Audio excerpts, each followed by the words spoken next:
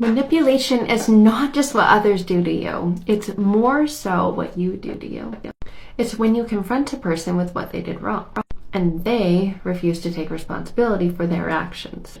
They manipulate you by putting the focus back on you. Do you hear all the theys in that phrase? What if you replace they with I when you're trying to figure out how to change your life? Because that starts by looking within, not at them. When I confront myself about what I did wrong, and I take responsibility for my own actions, and I put the focus back on me, that's got a different feeling. We learn to avoid this when we're little itty bitties.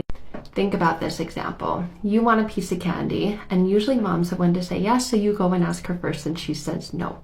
So you think, well, I'm gonna get what I want, so I go ask dad, and dad says, go ask your mom. And so you leave for just enough time so that it appears that you did, and then you come back and you stand in front of dad, and you're like, and he says, so, what'd she say?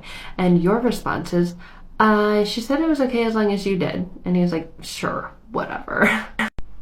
Manipulation. We learn to do it. It's a learned behavior. And in that, you're rewarded because you got what you desired. And you weren't held to take any accountability or responsibility for lying because you got away with it. So when you're grown and when you're an adult and you're thinking, well, they manipulated me, you want to do something about it. Truly looking within, looking at yourself, taking responsibility for yourself and your life and the way that it's going and your part in it. That's what's going to leave you with the greatest outcome.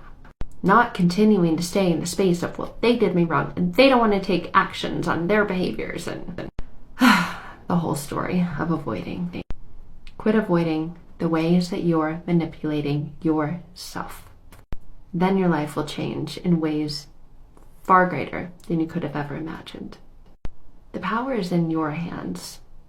Will you quit manipulating your own power?